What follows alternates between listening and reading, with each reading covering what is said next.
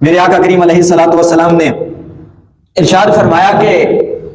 7 وہ گناہ جو انسان کو اس دنیا میں ہلاک کر دیتے ہیں، 7 گناہ ایسے ہیں جو دنیا میں انسان کو ہلاک کر دیتے ہیں، وہ کون سے ہیں؟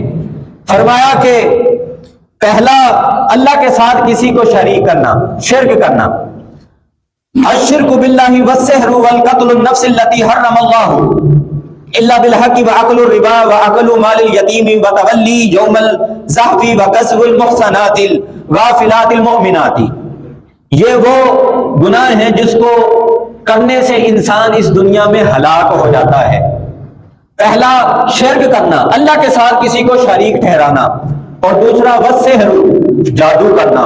اللہ اکبر، اور پھر وقتل النفس التي حرم اللہ، اس جان کو قتل کرنا، کسی جان کو قتل کرنا بغیر کسی حق کے، ناجائز خون کرنا، ٹھیک ہے؟ اور پھر فرمایا وَأَكْلُ الرِّبَا، سود کھانا، وَأَكْلُ الْمَالِ الْيَتِيمِ، یتیم کا مال کھانا، وَتَوَلِّي يَوْمَ الزَّحْفِ، پھر فرمایا کہ میدان جنگ سے بھاگ جانا، پیٹھ دکھا کر میدان جنگ سے بھاگ جانا، یہ کہنا کہ جی میں تو جنگ نہیں لڑ سکتا، کفار کی تعداد زیادہ ہے، ہم 1 ہیں 2 ہیں، ہماری تعداد زیادہ ہے، بھاگ چلتے ہیں، چلیں کوئی بات نہیں۔ نہیں، فرمایا کہ یہ انسان کو ہلاک کر دیتا ہے۔ اور پھر